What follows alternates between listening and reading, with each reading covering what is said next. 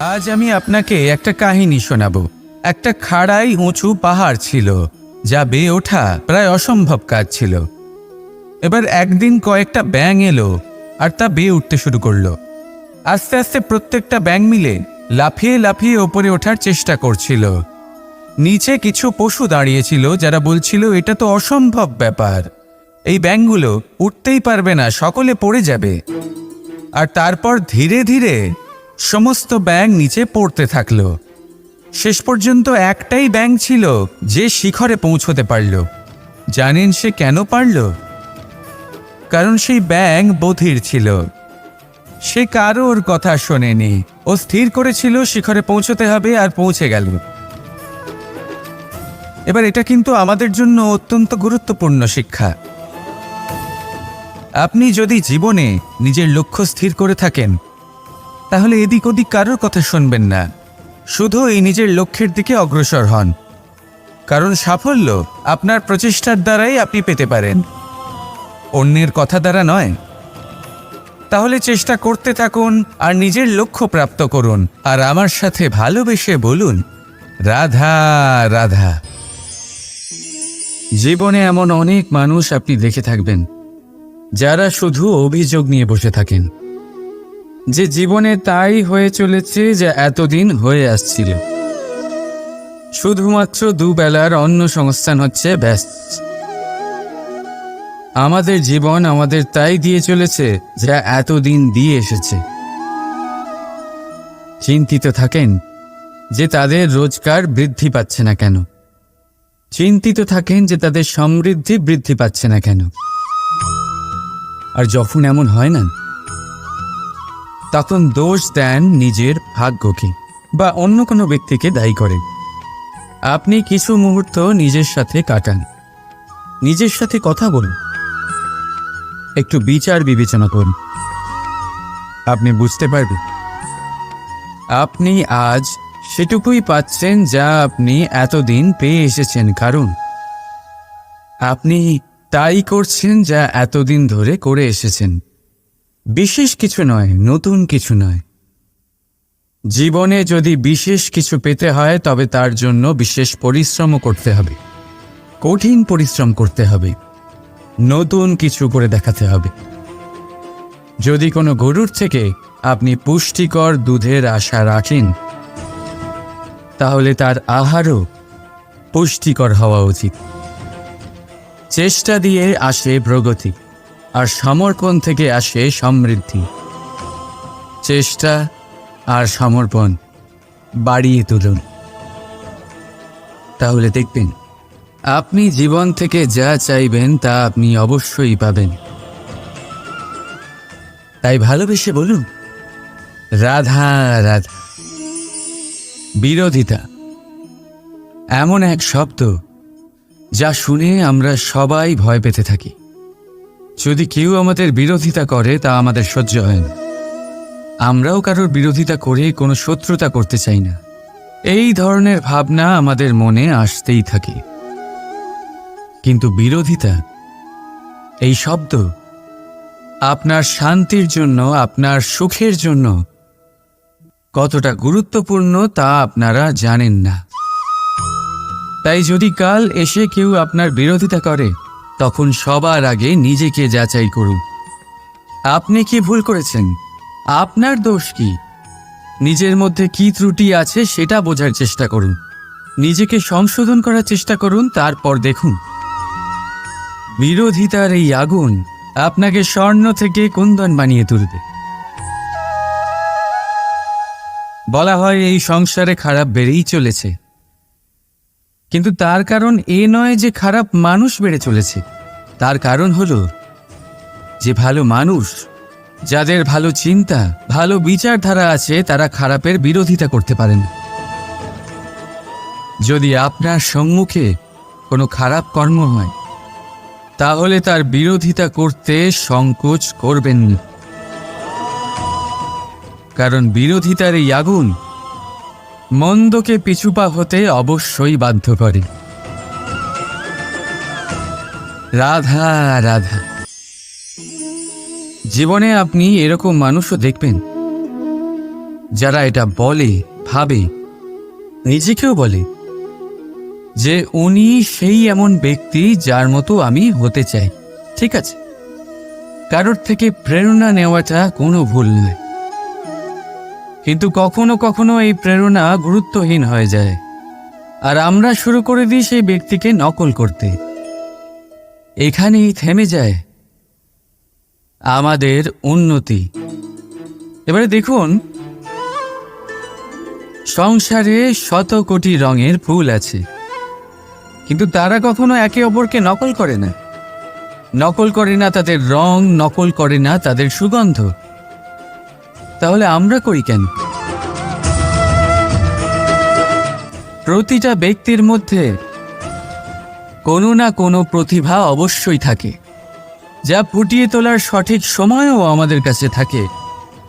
কিন্তু সেই মানুষ সেই প্রতিভা নির্মাণ করার পরিবর্তে সময় নষ্ট করে অন্য কারোর মতো হওয়ার জন্য, কাউকে নকল করার জন্য। এটা করবেন না। সময়কে ব্যবহার করুন নিজের অস্তিত্ব নির্মাণ করার জন্য, কারণ কারোর ছায়া হওয়ার থেকে ভালো আপনি কারোর জন্য প্রেরণা হয়ে উঠুন। রাধা রাধা। আপনি কখনো পাখিদের দেখেছেন? যেভাবে মানুষ তার সন্তানকে জন্ম দেয়, পাখিরাও সন্তানদের জন্ম দেয়। আর যেই তার সন্তান এই সংসারে প্রবেশ করে, সেই পাখি তাকে আগলে রাখে, তার যত্ন করে, ওর জন্য বাসা বানায়, ওর জন্য দূর কোথাও থেকে খাবার নিয়ে আসে, নিজের ঠোঁট দিয়ে ওর মুখে খাবার খাইয়ে দেয়, সব কিছু করে। কিন্তু একটা কাজ পাখি করে, কিন্তু মানুষ কখনোই করে না। যখন পাখি মনে করে যে তার সন্তান বড় হয়ে গেছে, ওকে এবার ওরা শিখতে হবে নিজেকেই আত্মরক্ষা শিখতে হবে, নিজের খাবার নিজেই খুঁজে আনতে হবে, তো সেই পাখি তার সন্তানকে বাসা থেকে বের করে দেয়। তারপর সেই পাখির সন্তান নিজে উড়তে শেখে, আত্মরক্ষা করতে শেখে এবং আস্তে আস্তে সে আত্মনির্ভর হয়ে ওঠে। কিন্তু মানুষ কি তার সন্তানের সাথে এটাই করে? কখনোই নয়। মানুষ তার সন্তানকে নিজের সাথে বেঁধে রাখে, সব সময় তার লালন পালনের, তার দেখাশোনার ব্যবস্থা করে রাখে, আর এটাই ভাবেন যে আমি হলাম ওর পালনকর্তা, ওর খেয়াল রাখা তো আমার কর্তব্য। কিন্তু না, এই কাজ করতে করতে উনি আস্তে আস্তে নিজেরই সন্তানের শত্রু হয়ে ওঠেন, তার বিকাশের শত্রু হয়ে ওঠেন। তাই যখন সন্তান বড় হবে তখন অবশ্যই ভালোবাসুন, কিন্তু পাখির মতো কঠোর হওয়াও প্রয়োজনীয়, তবেই তার বিকাশ হবে। ওকে নিজের কষ্ট নিজেকেই সহ্য করতে দিন, শিখতে দিন জীবনের অনুভূতি কেমন, তবেই তার বিকাশ হবে। নয়তো সেই সন্তান আজীবন আপনার জন্য বোঝা হয়ে থাকবে, আর আপনি তার বিকাশের পথে আজীবন বাধা হয়ে থাকবেন। আর আমার মনে হয় না আপনি সেটা চাইবেন, তাই তো? আসুন আমার সাথে ভালোবেসে বলুন রাধা রাধা। আমাদের মনে সবসময় একটা প্রশ্ন এসেই থাকে, এই জীবন যা কিনা ঈশ্বর আমাদের দিয়েছেন, একটা জীবন, ঈশ্বর এক আত্মা দিয়েছেন পৃথিবীতে বাঁচার জন্য। যতদূর আমরা জানি আমাদের কাছে একটাই জীবন রয়েছে। আমরা ভাবি এই জীবন গুছিয়ে কিভাবে রাখা যায়। প্রত্যেক মানুষ ভাবেন যে আমি কি করি যাতে এই জীবনকে গুছিয়ে রাখা যায়, কিরকম কর্ম করব, কিরকম পুণ্য করব, কি ধরনের শাস্ত্র পড়ব যাতে আমি সেই জ্ঞান অর্জন করি যাতে জীবনটা সুন্দর করে তুলতে পারি।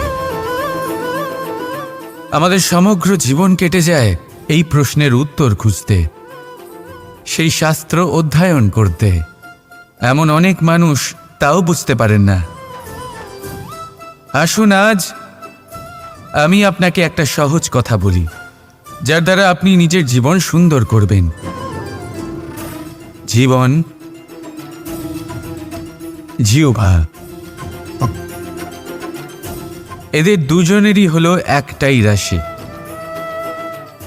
জিহ্বা অর্থাৎ আপনার কথা, এই কথাকে সংযত রাখুন,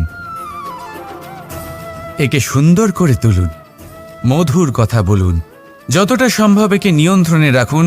আপনার জীবন সুন্দর হয়ে উঠবে। কারণ এই শব্দ হয় অত্যন্ত শক্তিশালী। এটা হলো এমন এক বন্ধন যা আপনার সামনের মানুষকে আপনার ব্যক্তিত্বের সাথে জুড়ে দিতে পারে। তাই এই শব্দ সংযত রাখুন, একে সুন্দর করে তুলুন। আপনার জীবন আপনা থেকেই সুন্দর হয়ে উঠবে। আর আসুন, এই মধুর সুন্দর অনুভূতি দিয়ে বলুন, রাধা রাধা।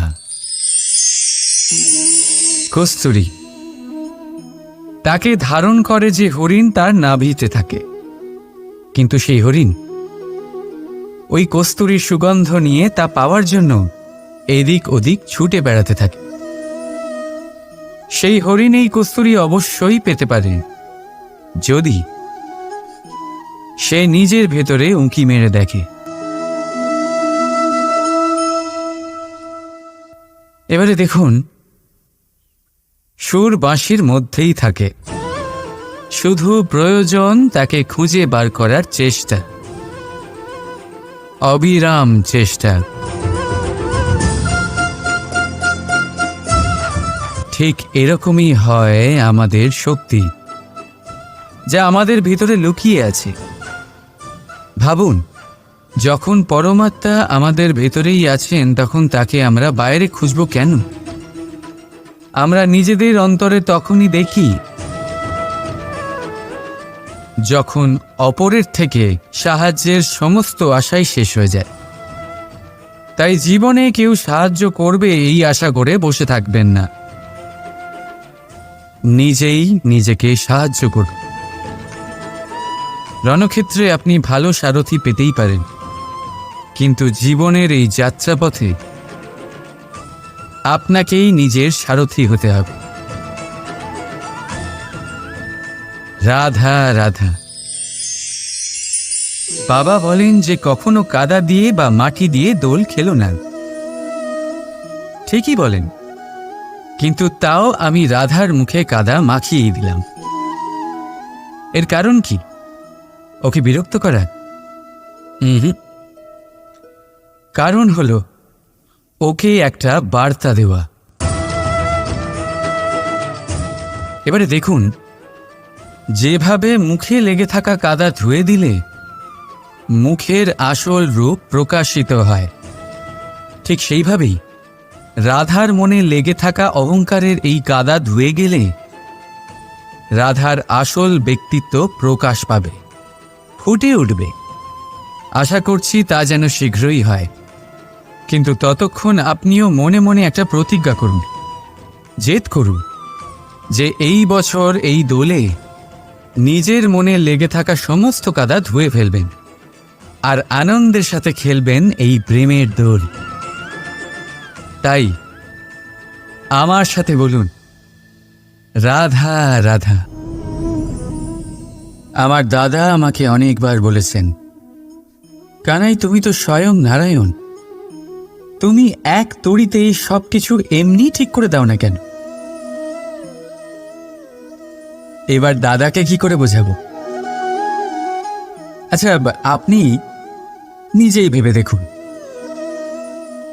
সিংহকে জঙ্গলের রাজা বলা হয়, কিন্তু সিংহ শুধুমাত্র তার ইচ্ছে প্রকাশ করলেই কোনো হরিণ কি নিজেই হেঁটে তার কাছে আসবে? নিজেই কি রাজি হয়ে যাবে তার আহার হওয়ার জন্য? না, কখনোই না। যে কোনো কাজকে সফল করে তোলার জন্য আপনাকে চেষ্টা করতে হবে, পরিশ্রম করতে হবে, যাতে সেই কাজ ভালোভাবে সম্পন্ন হয়। শুধু ইচ্ছে দিয়েই কোনো কার্যসিদ্ধি হবে না। ইচ্ছে থেকে স্বপ্ন তৈরি হয়, তবে সেইগুলো সফল করতে গেলেও আপনাকে পরিশ্রম তো করতেই হবে। মনে করুন আপনার ইচ্ছে হলো খেতে, আর কোনো দয়ালু ব্যক্তি এসে আপনার সামনে খাবার রেখে দিল। তাও তা খেতে গেলে পরিশ্রম আপনাকেই করতে হবে। যদি ভালোবাসার ইচ্ছে থাকে তাহলেও নিঃস্বার্থ নিষ্পাপ মনে ভালোবাসনি। দেখুন, আপনি স্বপ্নে অবশ্যই উঠতে পারেন, কিন্তু এই পৃথিবীতেই আপনাকে বেঁচে থাকতে হবে। আর যদি এই ধরিত্রীতে আপনি এগিয়ে যেতে চান, তাহলে এই ভূমিকে পা দিয়ে আপনাকে পিছনে ঠেলতেই হবে। রাধা রাধা। জীবনে আমাদের অনেকের সাথে দেখা হয়, অনেকের সাথে বাক্যালাপ হয়। বহু মানুষকে প্রসন্ন বলে মনে হয়, আবার বহু মানুষকে চিন্তিত বলে মনে হয়। কিন্তু আপনি যদি এটা বোঝার চেষ্টা করেন যে কে বেশি প্রসন্ন থাকে আবার কে বেশি চিন্তিত থাকে, তাহলে আপনি এটা লক্ষ্য করবেন যে বৃদ্ধ আর যুবক বেশিরভাগ সময় চিন্তিত থাকেন, অন্যদিকে বালক সর্বদাই প্রসন্ন থাকে, চিন্তার কোনো রেশই থাকে না। এর কারণ কি? এবারে আপনি বলবেন, এ তো সহজ বিষয়। বালকদের মধ্যে এত বোধই কোথায় যে তারা জীবনের সমস্যা বুঝতে পারবে, কষ্ট বুঝতে পারবে, দায়িত্ব বুঝতে পারবে? বিষয়টা আসলে তা নয়। বৃদ্ধের বিষয়ে যদি আমরা কথা বলি, তবে বৃদ্ধ নিজের বিগত সময় নিয়ে ভাবতে ভাবতে মনে মনেই দুঃখী হয়ে যায়। যুবক নিজের ভবিষ্যতের বিষয়ে ভেবে ভেবে চিন্তা করতে থাকে আজ। কিন্তু বালক শুধুমাত্র বর্তমানে বেঁচে থাকে, আর সেই জন্যই প্রসন্ন থাকে। দেখুন, বিষয়টা অত্যন্ত সরল। আপনি আপনার বিগত কাল পাল্টাতে পারবেন না।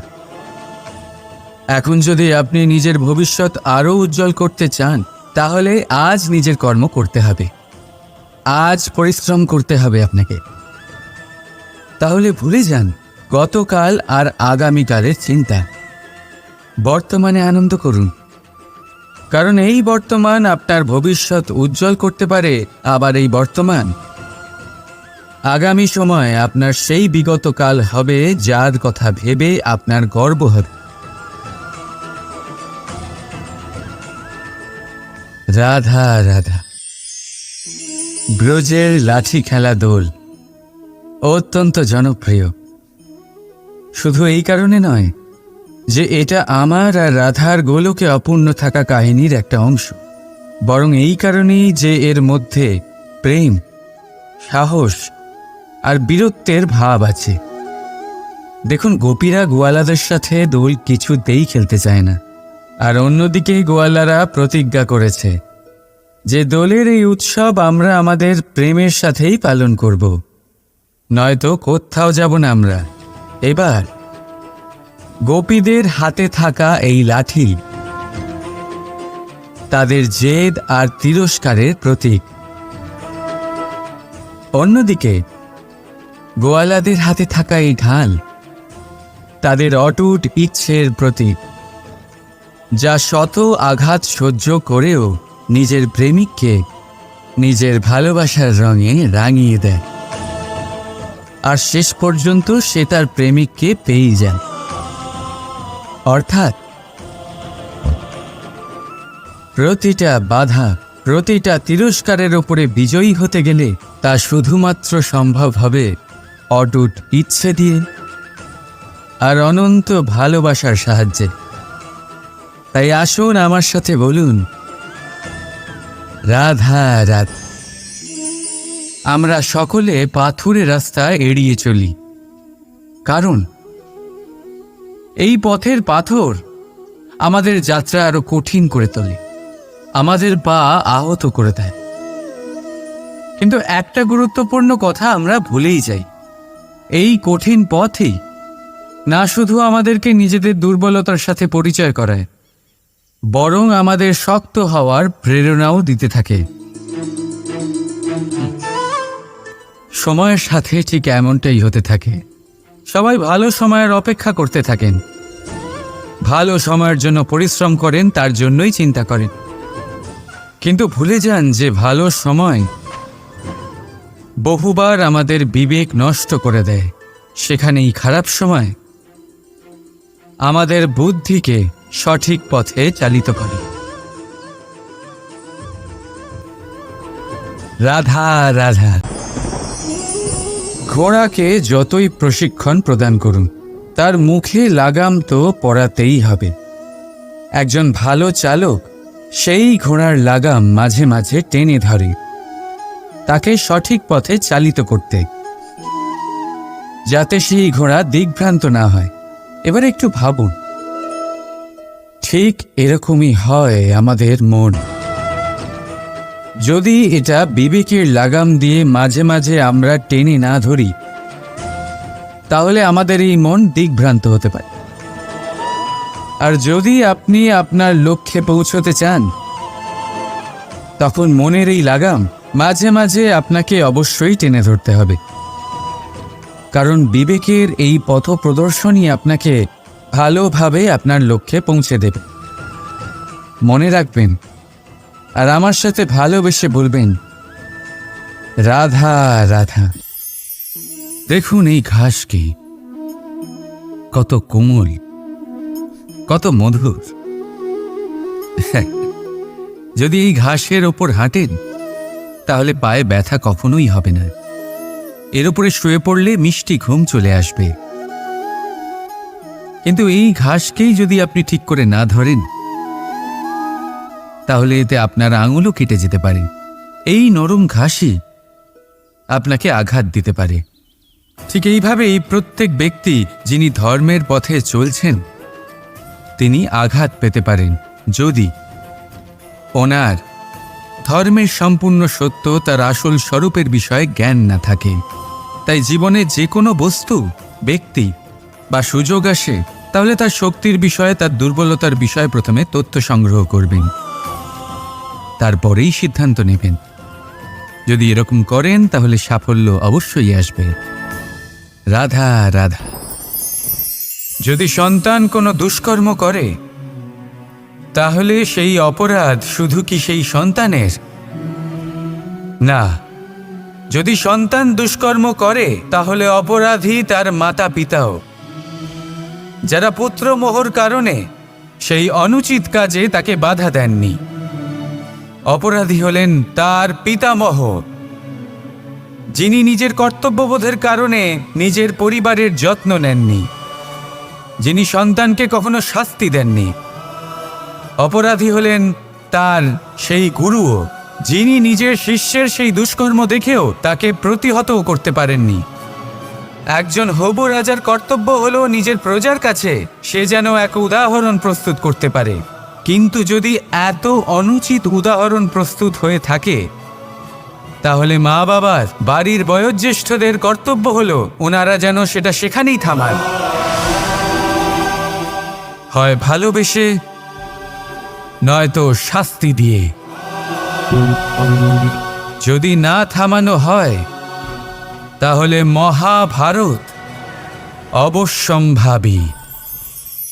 প্রেম, এই প্রেম আসলে কি? বেশিরভাগ মানুষই বুঝতে পারেন না, কিন্তু এটাতে তাদের কোনো দোষ নেই, কারণ তাদের কাছে প্রয়োজনীয় জ্ঞানই নেই।